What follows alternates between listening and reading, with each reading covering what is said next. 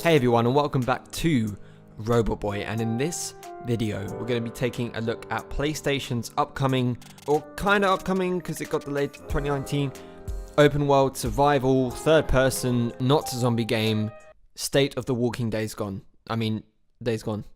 Days Gone, yeah, Days Gone. Surprise! If you're a subscriber to this channel, well, yeah, this is not a video about No Man's Sky. And if you're angry that I'm making a video that's not about No Man's Sky, then go and watch one of my other No Man's Sky videos. Even so, don't worry, I'll be back to making No Man's Sky videos again as usual.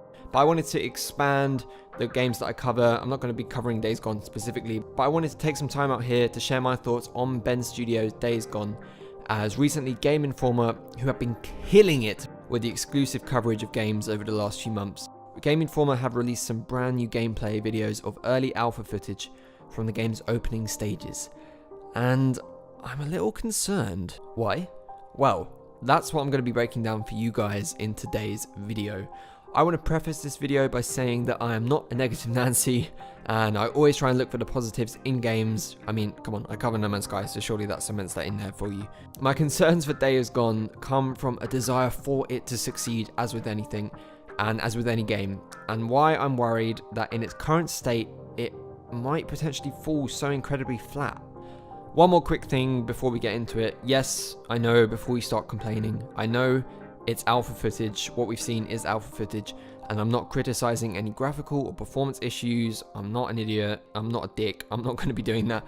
All of my concerns come from gameplay design, structure, general concepts, and the way that this game is being described to us at its current stage. So in the gameplay we've seen so far of Days Gone, from E3 2016, E3 2017, and now the recent Game Informer videos, is there anything I've seen that I think is bad? No, absolutely not. Nothing looks terrible. It all looks like really interesting. What is there, looks solid. No complaints about how the game is performing. And I haven't seen anything that I've gone, well, that's stupid. What a ridiculous idea. Why would you put that in a zombie game? Everything plays safely. Everything plays smoothly. And that's what I'm worried about. There is nothing I've seen in the Days Gone gameplay videos that I haven't seen in literally any other game. And yes, I know we live in an era of postmodern media whereby techs consciously or subconsciously copy and paste successful concept in order to produce a simulacra of the original product so as to guarantee revenue.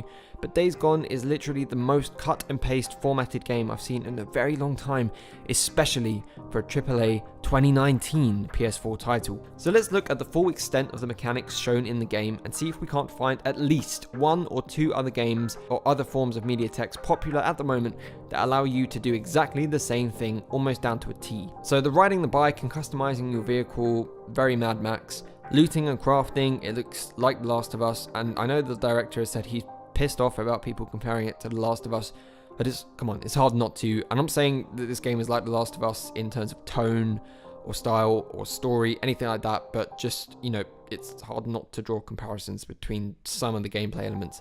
So The Last of Us, very Mad Max as well, the looting and crafting. Zombies, I mean, come on, The Last of Us, State of Decay, the Walking Dead game, the open world, literally any game.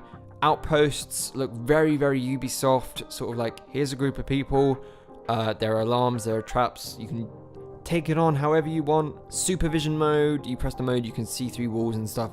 That's just Arkham, again, The Last of Us, Horizon Zero Dawn, any sort of game that does that. And come on, the protagonist, a guy who has personal issues, who has a bandana hanging out of his pocket, and has a crossbow in the zombie apocalypse. From what they've shown, that pretty much summarizes the extent of what you can do in the game. From what they've shown. I'm sure there'll be more, and I hope there's more, but from what they've shown, this is what we know so far. When this game was revealed back in 2016, a very long time ago by the time this game would have released, this looked fairly exciting and interesting, but even then I was still kind of underwhelmed by its unoriginality. And now, and definitely in 2019 when it does release, the game looks like just a mediocre rehash of the most popular mechanics in third-person games at the moment, with no real attempt to try and individualize itself from them, which is fine if the game works well, but we need to hold ourselves to a higher standard than this in 2019. But surely there will be more to come, you ask, and that's what I'm thinking as well. Well, I hope so. We've seen gameplay revealed over the time period of literally 2 years though, and little to nothing has changed. Even the areas they've used to demo the game have been exactly the same, just reworked for mission structure, but still just essentially reformatting and formulating into the same generic mission structure of the most basic open world games out there. They've said that there are supposedly huge metropolitan areas, which I personally can't wait to see, and I hope that they do open up in a brand new expanse of gameplay within the game. But at the moment, running around a huge, sparse, lifeless woods is not my idea of a fun open world. I do hope they reveal the metropolitan area either in Game Informer's coverage over the next few weeks, or at least in E3 2018, to give me some sort of hope that the open world aspect will at least be somehow interesting to explore rather than just copy paste. The other thing that really threw me off was the director, John Garvin. In fact, he's kind of what's thrown me off the game the most. He seems like a nice enough guy who obviously is extremely passionate about his work. No fault on him there. I'm sure he's a great director, but he seems to be getting way too defensive over any sort of question about the game. My interpretation of his responses is that he's offended when it's implied that this is just another zombie game, and can't really justify why it isn't though. Well, they're freakers, so they're not really zombies. It's not really a zombie game, it's a freaker game. Okay, right, so they're not zombies by definition, they're undead. So, you know, World War Z, I Am Legend, 21 Days Later, you know, other non-zombie hits. It's the same concept. He spends too much time getting worked up about that, but either way, what they're called doesn't matter. What does matter is that he seems to be selling the game because he loves zombies. Fair enough. But that is his reason why it's going to be good. I love zombies, which is why it's going to be a good game. Okay, fine. But that's sort of like, if you love Spider-Man, you're probably going to love the new Spider-Man game. But I can see and I know why Spider-Man will be a good game other than the fact that Spider-Man is in it. Now, will Days Gone be a good game besides the fact that there are zombies in it? I hope so, but the director's not doing enough to tell me why. When the idea that zombie games are a saturated medium in current day is presented to him, he just backs into this corner of like, yeah, but you know, it's not a zombie game. Okay, so what else is it? Well, okay, you can craft and explore and ride a bike. Okay. He tells us the game won't be bad, but he doesn't explain why it will be good. Now, of course, he's just one guy in a big studio, so usually this wouldn't be too much to worry about, but he has confirmed that he is primarily the only writer on the game. It's like the game is his baby, which has every right to be. Any director's right. But it's a very generic baby. And when people try to find out what makes it so special, he can't really think of anything in particular, so just resorts to being very elusive. Oh, it's gonna be great, yeah, because reasons. I have a feeling the delay of Days Gone will also hurt it. It's known that the only reason the game was delayed was because Sony couldn't find a suitable release window for 2018 anymore. That's it. Bend are 100% on track for dev time. Now, will this hurt the game as well? Overkill's The Walking Dead is releasing later this year before Days Gone now. It's probably going to release about a similar time if it was releasing this year, but now The Walking Dead game is going to release definitely before Days Gone. And they look to be kind of very similar concepts, sort of your open world survival zombie game with crafting, surviving, etc. Except with more expansion and focus on base building and creating your own personal survival story, which I think fits this style of game much better than a story-only driven open world game. Now, they've said that you can build up your encampments in the game, but again, they haven't really shown that. I do hope they show that to help. I do hope that is in the game and they show more of it to give me a better understanding of it, because I would be definitely excited to see that in Days Gone. I'm just wondering, will the Walking Dead game nullify the core gameplay of Days Gone by the time it does come out? Potentially, but you know, that's not something we can comment on for sure at the moment. But it is something I'm worried about, and again, this video is about my concerns for the game as it stands right now. At the moment, Days Gone has 3 things going for it that I'm excited for. Number 1, the freaker herds. Wow, I imagine they're going to be so much fun to encounter and run away from. Game Informer just released a new video of trying to tackle one of the hordes in real world gameplay, not just the 2016 E3 demo, which was kind of scripted. This was like fully just, here's the horde, and the guys from Game Informer were trying to take down the horde, and it looks so fun.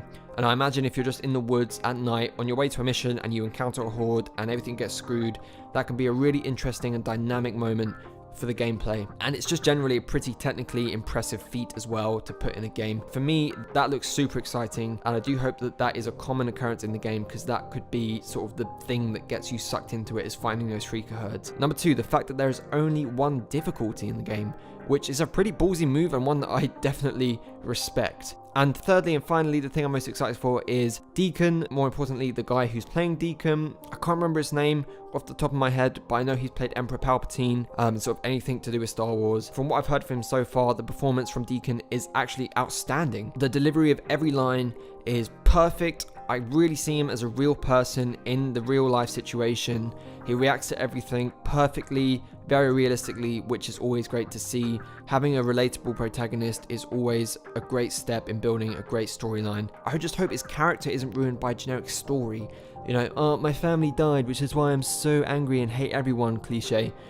You know, where humans are the real enemy and one human does something to piss him off by killing his mate Boozer at some point, and he goes on a revenge quest and eventually sees the good in humanity, or, you know, some sort of predictable storyline like that. I unfortunately kind of think that might be the way this game's going to go. Again, I hope it doesn't, but with this one guy writing the game who doesn't seem very innovative so far, I have my doubts. The one thing as well that kind of makes me chuckle when it shouldn't, Deacon's name shortened is Deke.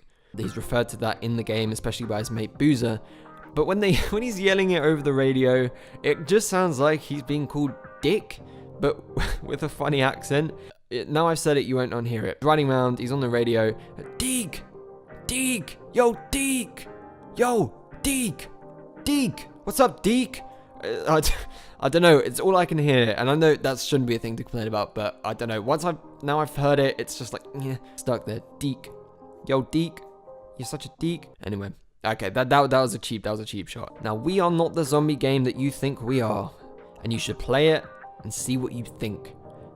That is how the director is selling the game, and I do not think that's a good way to sell the game. He's basically saying, if you think the game is bad, then you're wrong. But the only way to find out that you're wrong is to buy the game, and that's it. Dude, tell me why I think you're wrong. Tell me why you're not the zombie game that I think you are. Tell me the zombie game that you are. What do you want us to think? Don't just be elusive and be like, yeah, we're not a bad game. We're not just another generic zombie game. Okay, well, what are you? Tell me. Don't just say you're not this, you're not that, you're not that, but don't give me anything else. And I'm worried it's because there isn't too much else to it. Either that, or, you know, they're obviously not allowed to say a lot of it because the game isn't coming out for such a long time. But as I say, 2 years since the game was announced, 2 years of information coming out. We're now on Game Informer coverage, which usually reveals a lot about the game, and we still haven't seen a ton so far. To summarize, I'm not worried about this game being playable and enjoyable. I really like zombie games, especially good zombie games, which sounds obvious, but we've been treated to so many average and just straight up bad zombie games over the last few years that has become almost the norm. State of Decay 2 just released to a meh reception because it does the standard stuff well. It's an alright zombie game, but that's as much as the game has to offer. As I say, I'm sure what they have produced is solid and well worth playing initially. I'm just worried about it being just another game, and especially just another zombie game, which I don't want it to be. There is nothing I've seen this far that looks remotely unique or exciting that hasn't been done elsewhere before. Watching these Game Informer videos, everything they do, they're like, oh, you can do this. I'm like, okay, well done that you put a gameplay mechanic into the game. Like, what's so exciting or new about what you've done? You have a weapons wheel. Okay, cool. Every other game does that. What is it about this game that is different and stands out? Yes, it combines some of these things together, but as a brand new IP looking to make a break into a huge AAA market, in particular of Sony exclusives, such as Spider-Man, God of War, Ghost of Tsushima, Death Stranding, The Last of Us 2, it doesn't look to be trying to do anything special, but at the same time is pretending as if it is doing that very thing. I hope it blows away my low expectations, and is actually phenomenal, but it's going to need to do a lot more than what it's currently doing to get me on board. Anyone who says, nah, it looks alright, it's a zombie game for PS4, you need to hold games to a higher standard than that, and demand more innovation from developers, like what we saw from Santa Monica with God of War. Do not settle for mediocre. And that's it, everyone. thank you. This was quite a long video, quite an extensive video, but one I really enjoyed doing, sort of analyzing, reviewing a game, previewing it, I guess, sharing my thoughts with you on it. I'm not just hating on the game before you get into the comments and say, oh, you're just hating on the game. No, I'm not hating on the game. I'm criticizing what I've seen so far from the promotion of the game and hope that there's more to it, because I really want to enjoy this game. I really want to get Days Gone and for it to be super exciting and enjoyable and new and innovative as brand new PS4 games should be. I don't want it to fall flat. I don't want it to just get lost and pretty much, excuse the pun, let zombie games die. This needs to pull it back. This needs to be the one, and so far it's not looking like it will be. So I do hope by the end of the month, Game Informer have revealed more about it, and definitely E3 that we see a lot more that makes the game look worth playing. So that's it, guys. Please do leave your thoughts and ideas in the comments below. What do you think about Days Gone? Are you excited for it? Do you share any of my skepticism about the game? What do you think about the director? Has he thrown you off? Do you now only hear Deke when you hear them call him Deke in the game? Have you enjoyed listening to me talk about a game that's not No Man's Sky? And would you like me to do more previews on other games like this as well? If you do, please let me know in the comments below.